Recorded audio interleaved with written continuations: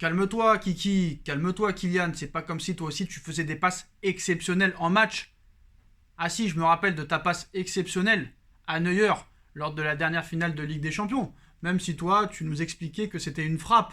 Mais non, ce n'était pas une frappe, c'était une belle passe pour lui redonner le ballon. Mais à un moment donné, il faut arrêter de prendre les gens pour des imbéciles parce qu'il y a beaucoup de supporters parisiens qui viennent te dire ouais, il le pensait pas, il a dit ça pour rigoler, c'est à l'entraînement, tu comprends. Non, il l'a dit 4 fois dans la vidéo. Florenzi, il fait des passes de merde, il fait des passes de merde, il fait des passes de merde, il fait des passes de merde. Sur le moment, il le pense. Après, lui va dire sur nos limites, Paris nos limites, excusez-moi, oui, c'était pour un taureau, voilà, j'ai trouvé que la passe, elle était pas bonne, tout ça et tout. Non, non, tu le penses réellement. Sur le moment, tu le penses. Donc, il faut assumer. Donc, arrêtez de toujours surprotéger ce joueur. Voilà. Après, de là à dire que c'est un clash, que c'est une dispute, non. Voilà, l'entraînement, moi aussi, quand je joue au football ou quand j'étais en cours de récréation, quand le mec, même mon pote, il me faisait des passes de merde, je lui disais, tu fais des passes de merde. Mais voilà, bon, c'est pas un clash. Mais il le pense réellement. Arrêtez de le défendre toujours. Voilà. Et quand lui, il mettra des bonnes passes et des caviars à Mauro ou à Moïskine et qui mettra des triplés contre Barcelone, là on pourra peut-être en rediscuter. Voilà, parce que demain il y en a qui nous disent s'il met un triplé, tu vas te taire. Le doublé contre Montpellier à 10 contre 11, si tu écoutes les supporters, il fallait lui donner le ballon d'or, le joueur FIFA, le joueur The Best, le joueur UEFA. Il fallait tout lui donner, le gars. À un moment donné, restons sérieux, arrêtons cette foutixerie. Élevons le débat, s'il vous plaît. Bon, bref, voilà, c'est une petite aparté sur ce petit incident qui n'en est pas vraiment un. Donc voilà les postos. Donc comme vous le savez, hein, le match contre le Barça approche. Bah, au Barça, au niveau interne, hein, c'est comme le Real Madrid, il n'y a rien d'exceptionnel et ça s'engouffre encore pire dans la crise. Un rapport interne critiquant Samuel Umtiti et d'autres joueurs fait grande polémique en Catalogne. La fuite d'un document confidentiel fait beaucoup parler ce samedi à Barcelone. Samuel Umtiti semble revivre au Barça ces dernières semaines, profitant de la longue indisponibilité de Gérard Piqué, de la méforme de l'anglais et parfois des absences d'Iarrojo. Le champion du monde a joué contre Grenade et Elche et a plutôt donné satisfaction, voilà, de bonnes performances. Visiblement, ce n'est pas suffisant pour convaincre ses dirigeants, comme le révèle TV3 ce soir. Un rapport interne émanant directement du secrétaire technique du club, Ramon Planes, encourage à recruter dès cet hiver Eric Garcia de Manchester City pour la simple et bonne raison qu'on ne peut pas faire confiance aux Français. Selon Planes, Umtiti n'est pas un joueur fiable physiquement. Vous ne pouvez pas être sûr qu'il soit disponible à des moments clés et qu'en raison de ses blessures, il lui est difficile de jouer des matchs très exigeants. Le jeune Mingueza en prend aussi pour son grade. Il a déjà été promu en équipe première et nous pensons qu'il peut aider dans des matchs d'un niveau très moyen, mais pour les rencontres plus importantes, il n'est pas encore prêt. Donc 3 joueurs devraient être vendus l'été prochain. La rencontre face au Paris Saint-Germain en Ligue des Champions est déjà dans toutes les têtes en Catalogne et l'état de la défense inquiète visiblement tout le monde au club. Un rapport qui fait grand bruit dans les médias ibériques en pleine période de grand flou institutionnel en attendant les élections qui auront lieu au mois de mars prochain, le 7 très exactement. On y apprend également que le retour de Gérard Piqué n'est pas prévu avant 2 mois minimum. Le nom d'Alejandro Balde, 17 ans, jeune joueur de couloir de la Masia, est cité comme un potentiel renfort de choix en vue de la saison à venir. Enfin, le document précise que l'objectif du club en vue de la saison prochaine doit être de se séparer de joueurs et 3 noms sont cités, le défenseur français Samuel Umtiti, Junior Firpo, ainsi que Neto, le gardien remplaçant, et peut-être se débarrasser de l'énorme salaire de Léo Messi qui arrive bientôt sur ses 34 ans et qui pourrait arriver en direction du Paris Saint-Germain. D'ailleurs, monsieur Johan Laporta a fait une nouvelle crise en dézinguant encore une fois le Paris Saint-Germain dans le dossier Messi.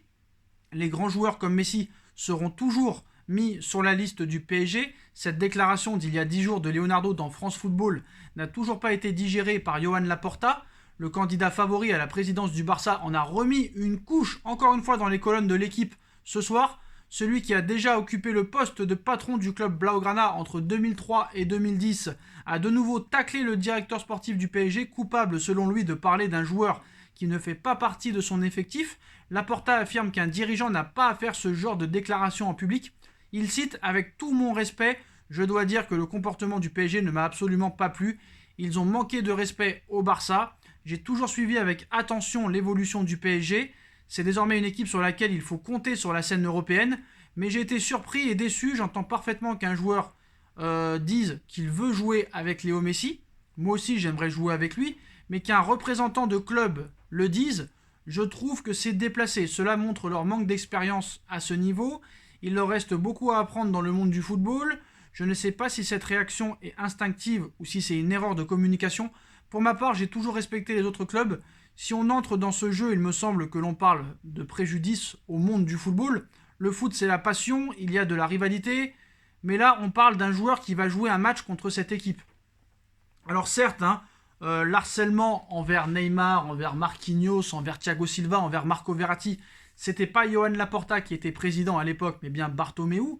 Mais frère, si tu critiques Leonardo et le Paris Saint-Germain, tu dois aussi critiquer ton prédécesseur, Monsieur Bartomeu, qui nous a fait l'enfer depuis 6 ans en voulant tous les joueurs qu'on voulait. Ils le font aussi avec Juan Bernat, avec Kurzawa aussi, ils l'ont fait. Donc à un moment donné, balaye devant ta porte. Tu as juste peur que le Paris Saint-Germain te prenne Messi, parce que tu dois avoir des échos. Tu as vu ce que Neymar a dit, tu as vu ce que Leonardo a dit, tu as vu ce que Nasser a dit. C'est tout. Tu vois ce que tout le monde dit un petit peu en général, et que tu vois qu'une prolongation de contrat chez toi, ça va être très compliqué. Voilà. Donc déjà, attends d'être élu. On ne sait jamais ce qui peut se passer dans des élections. On a déjà vu des surprises, mais à un moment, balaye devant ta porte, occupe-toi de ton club, règle ta dette de 1,178 milliard d'euros, et après, on en reparlera. On en reparlera, parce que qui c'est le dernier finaliste de la Ligue des Champions? C'est pas toi. Qui c'est qui a pris un 8-2 contre le Bayern? C'est pas toi. Qui c'est qui a pris une remontada contre Liverpool? C'est pas toi. Qui c'est qui a pris une remontada contre la Roma? C'est pas toi. Certes, mais à un moment donné, c'est quand même des bananes que tu vas devoir te trimballer pendant de nombreuses années, parce que même si Bartomeu n'est plus là, ils vont quand même te pointer du doigt. Donc c'est pas le PSG qui a pris toutes ces remontadas contre la Juve, contre Liverpool, contre l'AS Roma, et qui a pris une tannée contre la Juve, et qui a pris la plus grande raclée de l'histoire contre le Bayern de Munich, 8-2. Il n'y a que dans FIFA qu'on voit ça, frère. Et surtout, sans aucune contestation, sans aucune erreur d'arbitrage.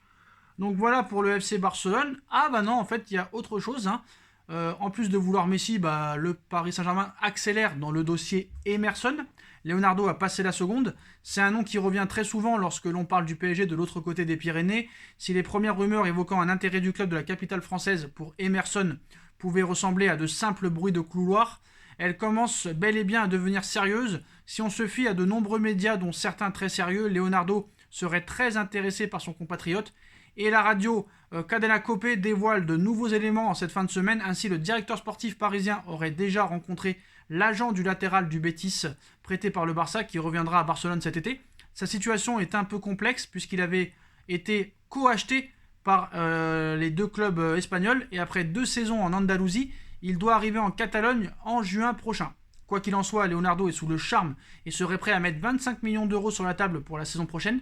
Le Barça ne serait pas contre une vente, tout comme le joueur pourrait bien être intéressé par le projet parisien, lui dont le contrat à Barcelone expire en 2025. En proie à des difficultés financières, les Catalans ont bien besoin d'argent et ont déjà du monde à ce poste avec Dest, Sergio Roberto et Mingueza, ce qui n'est pas forcément le cas des Parisiens où Florenzi n'est que prêté alors que Dagba ne convainc pas forcément. D'autres clubs pourraient se mêler à cette histoire puisque l'été dernier l'AC Milan était déjà intéressé. Tout dépendra aussi du futur président du Barça et pour l'instant il est prévu qu'Emerson fasse la pré-saison avec le club catalan. Donc on verra ce qui se passera lors de ce mercato d'été.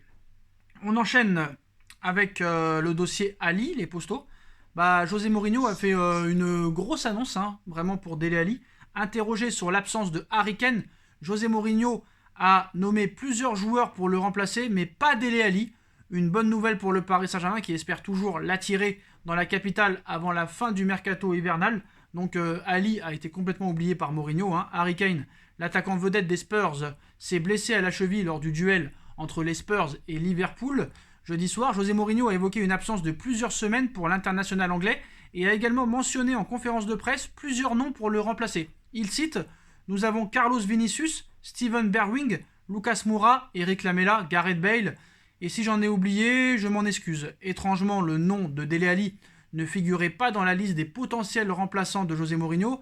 Est-ce une preuve supplémentaire que le technicien portugais ne compte pas sur son milieu de terrain? C'est en tout cas ce que peuvent espérer le Paris Saint-Germain et Leonardo, qui n'ont plus que quelques jours pour faire venir Dele Alli au Paris Saint-Germain avant la fin du mercato hivernal. Donc voilà, là c'est simple, hein.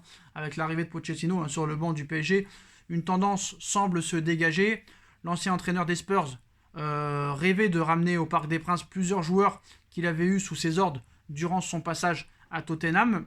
Si Christian Eriksen a longtemps figuré dans cette liste, le nom de Dele Alli est plus que jamais d'actualité. L'international anglais n'entre pas dans les plans de José Mourinho chez les Spurs et sa dernière sortie en conférence de presse confirme cette tendance.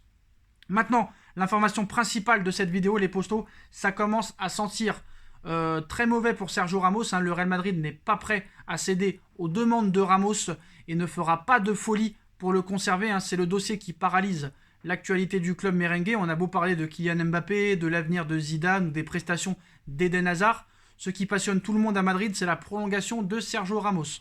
L'emblématique capitaine madrilène est ainsi en fin de contrat en juin et si les négociations ont démarré il y a plusieurs semaines déjà, aucun accord n'a été trouvé. Du côté du Real, on ne cède pas à la panique comme précise Marca. Premièrement, parce que les dirigeants estiment qu'ils ont fait la meilleure offre possible à Ramos, allant jusqu'à la limite des fonds disponibles. Ensuite, ils savent que malgré l'ombre du Paris Saint-Germain qui plane au-dessus, le joueur ne recevra sûrement pas de meilleure offre ailleurs à cause de la situation financière globale. L'état-major merengue n'a en tout cas aucune envie de mettre le club en danger sur le plan financier en faisant des folies, surtout après avoir vu l'exemple Barça, où la masse salariale colossale plombe le club en ce moment. En attendant, le chrono défile et le média explique que même si au Real Madrid on se dit serein, la possibilité d'un départ prend de plus en plus d'ampleur. Florentino Pérez et ses hommes sont prêts à faire une croix sur Ramos plutôt que de compromettre la pérennité du club. Ils n'augmenteront pas donc leur proposition et si le numéro 4 souhaite vraiment rester au club, il n'aura pas d'autre choix que d'accepter cette réduction de salaire de 10%. Ce feuilleton n'est pas terminé, mais ça commence sérieusement à sentir le roussi pour le Real, du moins pour ceux qui souhaitent voir l'international espagnol rester encore au Real Madrid. Et d'après une source proche de Nasser Al-Khelaifi et du Prince, Ramos au Paris Saint-Germain, ce serait qu'une question d'heure. Alors moi, je fais toujours vraiment attention à un proche du dossier et tout, mais voilà. C'est sur un compte Twitter qui compte plus de 15 000 abonnés. Ce serait un ami du Prince Al-Thani qui dirait que Ramos au Paris Saint-Germain, ce serait qu'une question de semaine. Alors, prendre ça vraiment avec des pincettes. En tout cas, vu la merde qu'il y a en ce moment au niveau interne au Real Madrid aussi et au niveau des résultats sportifs, et surtout s'il y a encore une élimination en Ligue des Champions, ça risque de faire quand même assez jaser. Donc voilà les postos, voilà les dernières infos mercato. Comme d'habitude, dites-moi en commentaire ce que vous en pensez. Je compte sur vous pour bombarder la barre de like. On like, on partage, on commente, on s'abonne, on active la petite cloche pour être tenu au courant des vidéos qui vont sortir. On me rejoint sur mes différents réseaux sociaux, surtout sur mon Instagram SBFootNews, où vous y retrouverez toute l'actualité 24h sur 24, 7 jours sur 7 du Paris Saint-Germain, de toute l'actualité du football, du mercato, des transferts et d'autres choses.